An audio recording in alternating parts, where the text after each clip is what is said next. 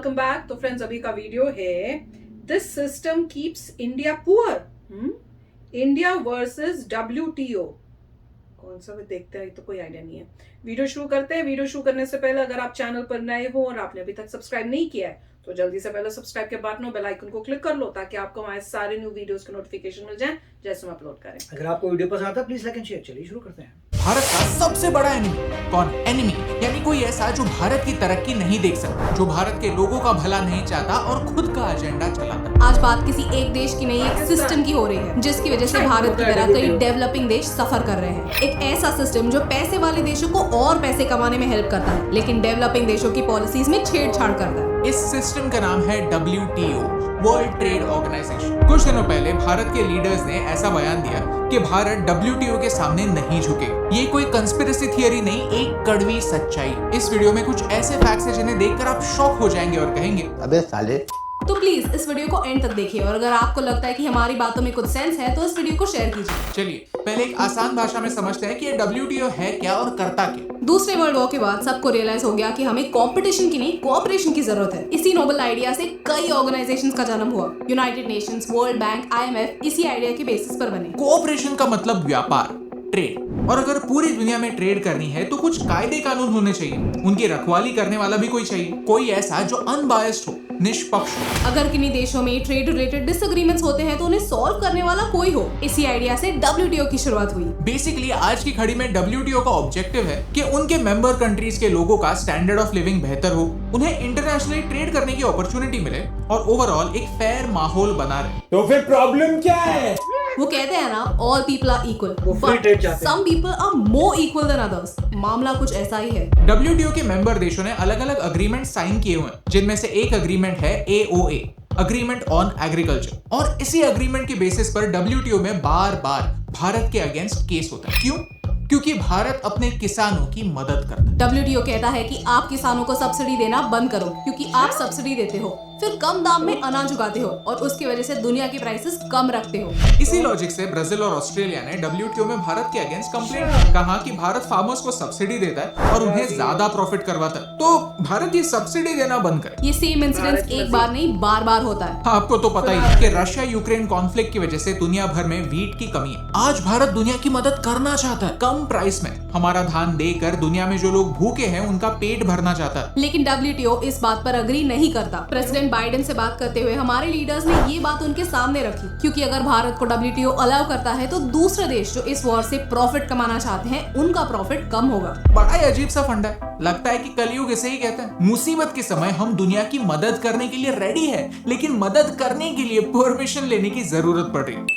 आप सोचते होंगे ठीक है, रूल्स आर रूल्स, रूल्स है तो सभी के लिए सेम होंगे और सभी को अप्लाई होंगे, बट ये लॉजिक भी WTO नहीं मानता। अमेरिका भारत के मुकाबले 150 गुना ज्यादा सब्सिडीज अपने फार्मर्स को देता है, लेकिन उनके सारे सब्सिडीज माफ होते हैं। उन्हें ट्रेड करने के लिए एक फ्री हैंड मिलता है। यूरोप भी अपने किसानों को भारत से 20 गुना ज्यादा मदद करता है, लेकिन यूरोप की सब्सिडी से WTO को प्रॉब्लम नहीं। हिपोक्रेसी की भी सीमा होती है।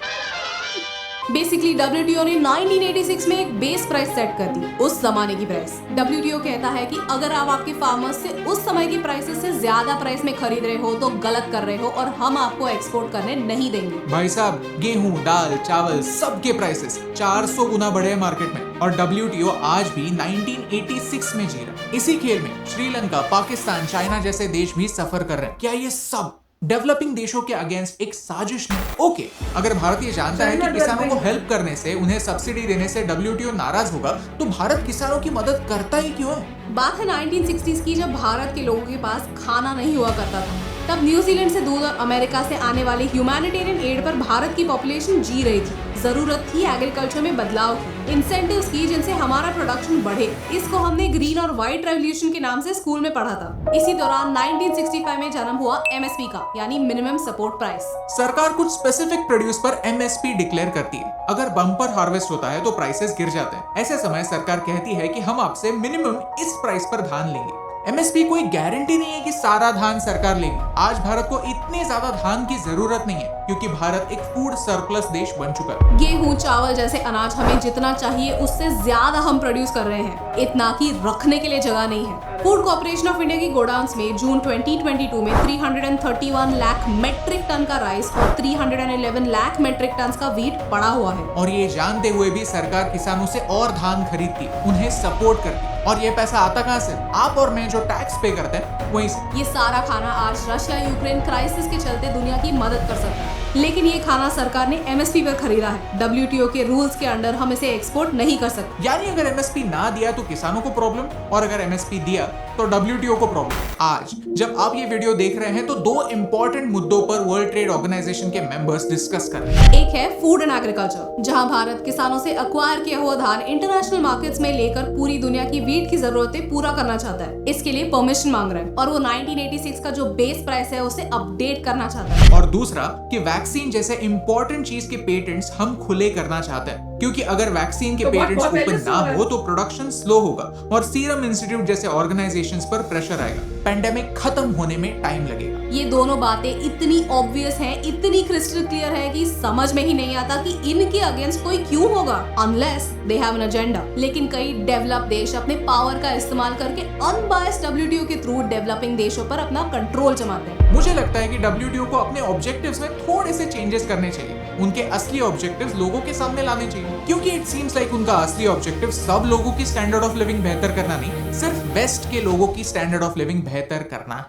आज WTO सिर्फ भारत का नहीं, सारे डेवलपिंग कंट्रीज का एनिमी बन चुका है, जो सामने से नहीं छुप छुप कर वार करता है, इकोनॉमी को ग्रो होने नहीं देता। तो आज का ये वीडियो क्यों? ये सच लोगों तक पहुंचाने में हमें आपकी मदद चाहिए। हमें ये याद रखना ही होगा कि कोई भी देश किसी का सगा नहीं होता। रशिया को यूक्रेन क्राइसिस के लिए ब्लेम करने वाले देश खुद एक फूड क्राइसिस क्रिएट कर रहे हैं सिर्फ अपना डोमिनेंस बरकरार रखने के लिए। सोचिए, क्या ये क्रूअल नहीं है? सच ये, in geopolitics there are no permanent friends, only temporary interest. और यही इंपॉर्टेंट मैसेज आप तक पहुंचाने से मुझे फर्क पड़ता। तो फ्रेंड्स, ये सुन के बड़ा शौक हुआ कि सब इंडिया के पीछे पड़े हुए हैं। भैया क्यों पड़े हुए हो? इंडिया पहले अपना देखेगा। और मेरे को ये नहीं समझ रहा WTO हर चीज में क्यों बीच में टांग अड़ाता रहता है। अब इंडिया किसको बेचना चाहता है, कैसे बेचना चाहता है, इंडिया का इंटरनल मैटर है। बाकी कंट्रीज को जरूरत है वो खड़ी हो जाए कि हमें इंडिया से चाहिए, हमारे पास और कोई ऑप्शन ही नहीं है। आजकल की तो सिचुएशन ही ऐसी है।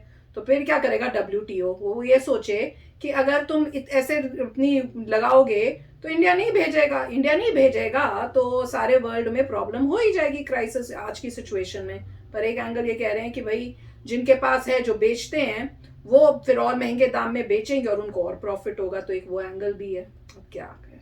राइट, देखिए सिंपल सा कॉन्सेप्ट है जो WTO वो चाहता है कि पूरा ट्रेड ओपन हो। अगर आप ट्रेड ओपन का मतलब है कि आप कोई ड्यूटी नहीं लगाएंगे, कोई टैरिफ नहीं लगाएंगे जो माल दूसरी कंट्री से आ रहा है, उनके हिसाब से जो बंदा सबसे सस्ता बेच रहा है उसी को जीतना चाहिए। राइट, तो मान लो इंडिया में ही देखो, मान लो 2 फार्मर हैं और मार्केट है, लोग खरीदते हैं। अब 2 फार्मर में से कौन जीतेगा? फार्मर, वही फार्मर जो अपना माल सस्ता बेच सकता है। राइट, तो मान लो एक फार्मर है, बहुत एफिशिएंटली काम कर रहा है, दूसरा फार्मर इतना एफिशिएंट नहीं है, मगर पहला वाला फार्मर एफिशिएंट है, उसका माल सस्ता है, लोग उसका खरीद रहे हैं। राइट, अब दूसरा फार्मर था, उसको गवर्नमेंट बोले अच्छा मैं तेरे को पैसा देता हूँ, उससे तो सब्सिडाइज हो जाएगा, तेरे को जितने के सीड मिलते हैं पैसा देके सीड सस्ते कर देते हैं तेरे को, और तेरे को हेल्प करते हैं, तो तेरा अब चीप हो गया। अब तेरा चीप हो गया तो तू बेच, तू जीतेगा। तो उसी बेसिस पे WTO कह रहा है कि सब्सिडी मत दो, क्योंकि उससे फेयर आप फाइट नहीं कर रहे। अगर तुम सब्सिडी दोगे तो तुमने उस चीज को सस्ता कर दिया। इसलिए सस्ता नहीं क्या क्योंकि माल सस्ता बना है, इससे सस्ता क्या क्योंकि तुम अपना पैसा लगा के उसको सस्ता कर रहे हो। उसको जो है फिर आप नहीं कर सकते। वो अब उनका गेम क्या है, मतलब हर एक का अपना एजेंडा है। उनका एजेंडा ये है कि जो वेल डेवलप्ड कंट्रीज हैं, जहां पे जबरदस्त मैकेनाइजेशन है, बड़ी बड़ी मशीनें जा रही हैं, बेस्ट फर्टिलाइजर है, बेस्ट सॉइल है, वो प्रोड्यूस कर रही हैं, बेस्ट चीज निकल रही है, सस्ती निकल रही है, एफिशिएंट है, तो वो रूल करेंगे पूरे वर्ल्ड में क्योंकि उनका सबसे सस्ता है।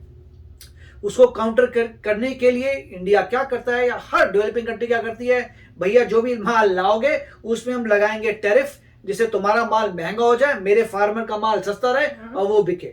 उसके बेसिस पे ही ड्यूटी लगती है, टैरिफ लगता है। तो सारा लड़ाई झगड़ा इसी में है कि जहां जहां आपने साइन कर लिया वहां पे फ्री ट्रेड हो गया। फ्री ट्रेड का मतलब है कि कोई आप उस पर ड्यूटी नहीं लगा सकते, उस पर कोई टैरिफ नहीं लगा सकते। फिर तो सारी डेवलपिंग कंट्रीज बेचारी बट्ठा बैठ जाएगा, इसीलिए कुछ माल बिकेगा ही नहीं। मोदी जी ने कहा था कि हम जिससे भी फ्री ट्रेड करेंगे उससे करेंगे जिससे हमारा फायदा हो। हाँ, ये नहीं कि फ्री ट्रेड कर लो, अरे भाई अगर उसका माल सस्ता है तो हम तो मर गए, वही तो ना। हम हरे से फ्री ट्रेड क्यों करें? नहीं करें फ्री ट्रेड। उसका माल सस्ता है, उस पर ड्यूटी लगाओ, उसके माल को महंगा करो, अपने लोगों का माल बिकवाओ। ठीक है। अपनी कंट्री में अपना माल नहीं और बिचवाएंगे लोगों तो को तुम्हारा तो बिकवाएंगे क्या? इतनी मुश्किल से चाइना का That's कम it. किया। तो फंडामेंटल ठीक है कि फेयर मार्केट में होने के लिए कोई सब्सिडी ना दे, अपने बल पे फार्मर बनाए, चीज बेचे, जो ज्यादा एफिशिएंट है वो जीत जाए, मगर उससे फिर तो आप कभी भी जीत नहीं पाएंगे। जब तक आप प्रॉफिट नहीं कमाएंगे तो मशीन कैसे खरीदेंगे? मशीन कैसे खरीदेंगे? तब सबको अच्छा करेंगे तो पैसा चाहिए ना, जिससे पहले आप मशीन को बढ़ाएं, अच्छी सॉइल लें, फर्टिलाइजर करें, पैसे से ही तो सब कुछ होता है। तो ऐसे तो चलने नहीं वाला काम। इसीलिए गवर्नमेंट जो है समझदार है, और ये सिर्फ गवर्नमेंट नहीं, हर गवर्नमेंट पूरे वर्ल्ड की समझदार है। इसीलिए WTO से लड़ाई झगड़ा होता रहता है। वो कहता है हमें नहीं फर्क पड़ता भैया, हमको अपने बंदे को सक्सेसफुल करना है तो चलो। वो कह रहे हैं यूएस से और यूरोप में भी तो कर रहे हैं, वो सब्सिडीज तभी सबसे तो- ज्यादा दे रहे हैं, तभी तो और चक्कर बोल रहे है। हैं इंडिया को। हर कंट्री वही कर रही है। अमेरिका भी वही करता है, वो देखता है मेरे फार्मर की महंगी पड़ रही है, ले भाई सब्सिडी तेरी नहीं होगी, जा लड़। तो हर जगह ये हो रहा है। तो मगर फर्क वहां जीत रहे हैं लोग जहां पे टेक्नोलॉजी है। ठीक है, अगर मान लो किसी को वीट बनानी है, पूरे वर्ल्ड में हरेक को पता है वीट कैसे उगानी है, तो वो उगा रहे हैं। बट अगर बहुत ही कॉम्प्लिकेटेड चीज बनानी हो तो दूसरे के पास टेक्नोलॉजी नहीं है, तो इसलिए लोग जीत रहे हैं। आज वही जीत रहा है जिसके पास ऐसी टेक्नोलॉजी है कि दूसरा बंदा बना ही नहीं सकता है, बना भी लेगा तो बहुत महंगा पड़ेगा, वो तो सस्ता बेचेगा, कौन खरीदेगा? तो काफी अच्छा वीडियो था। यस फ्रेंड्स, तो चलो चलते हैं, मिलेंगे नेक्स्ट वीडियो में बहुत ही जल्द। Till then take care and bye bye. तो अगर आप मेरे इस चैनल पे नए हो तो जल्दी से सब्सक्राइब के बटन को हिट करो और बेल आइकन को क्लिक करो, ताकि आपको मेरा जब नया वीडियो मैं लगाऊं आपको उसके बारे में जल्दी से पता चल जाए।